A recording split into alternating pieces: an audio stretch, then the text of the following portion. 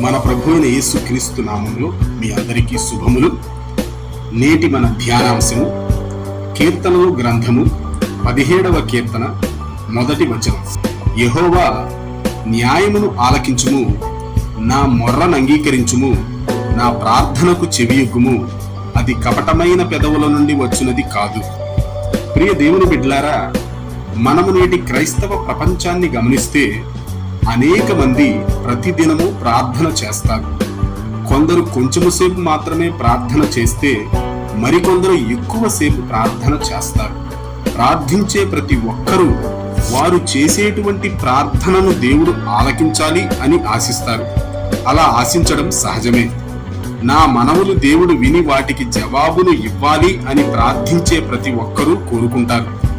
మనం చదువుకున్నటువంటి వాక్య భాగాన్ని గమనిస్తే, యెహోవా న్యాయమును ఆలకించుము, నా మొర్రను అంగీకరించుము, నా ప్రార్థనకు చెవియొగ్గుము, అది కపటమైన పెదవుల నుండి వచ్చినది కాదు.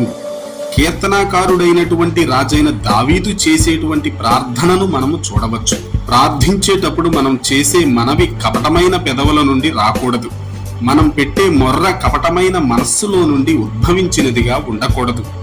ఈనాడు అనేక మంది మనస్సులో కల్మషాన్ని, కపటాన్ని పెట్టుకుని కపటమైన మనస్సుతో ప్రార్థనలు చేస్తున్నారు.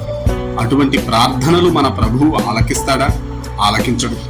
అటువంటి వారు పెట్టే మొర్లను మన ప్రభువు అంగీకరిస్తాడా? అంగీకరించడు. మన ప్రభు అయిన యేసుక్రీస్తుకు ప్రార్థన చేసి జవాబును పొందాలనుకునే వారందరూ నిష్కపటమైనటువంటి హృదయాన్ని కలిగి జీవించాలి. ఆలోచించండి ప్రియ విశ్వాసులారా, ఎవరైతే వారి యొక్క హృదయములో పాపమును లక్ష్యము చేస్తారో వారి మనవిని, అనగా వారు చేసే ప్రార్థనను మన ప్రభువు వినడు. కాబట్టి మనం చేసే ప్రార్థన ఎంతో ప్రభావవంతమైనదిగా ఉండాలంటే మనము మన యొక్క మనస్సాక్షిని ఎంతో నిర్మలముగా కాపాడుకోవాలి.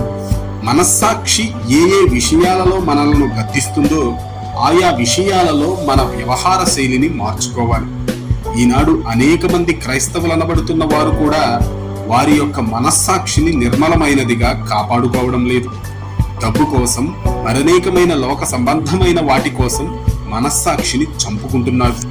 అటువంటి వారు చేసే ప్రార్థన శక్తివంతమైనదిగా ఉండదు. ఈ వాక్యాన్ని వింటున్న ప్రియ సహోదరుడా, సహోదరి, నీ మనస్సాక్షి ఎలా ఉంది? దేవుని వాక్యానుసారముగా జీవిస్తూ మనస్సాక్షిని శుద్ధముగా కాపాడుకుంటున్నావా? లేక మనస్సాక్షిని చంపుకొని పాపానికి బానిసవై జీవచ్ఛవంలాగా బ్రతుకుతున్నావా? పాపముతో రాజీ పడేవారు మనస్సాక్షిని కాపాడుకొని నీతిగా జీవించలేరు. అటువంటి వారు నిష్కపటమైన, నిష్కల్మషమైన హృదయాన్ని కలిగి ఉండరు. నీ స్థితి ఎలా ఉందో ఒక్కసారి ఆలోచించుకో. నీ హృదయ స్థితిని పరిశీలించుకో. నీ హృదయ స్థితి సరిగ్గా లేదని నీవు గ్రహిస్తే పశ్చాత్తాపపడి నీ వైఖరిని మార్చుకో. నిష్కపటమైనటువంటి విశ్వాసమును కలిగి శక్తివంతమైనటువంటి ప్రార్థనాపరుడవుగా, ప్రభావవంతమైనటువంటి విశ్వాసివిగా మన ప్రభువైన యేసుక్రీస్తు యొక్క కృపలో వర్ధిల్లు.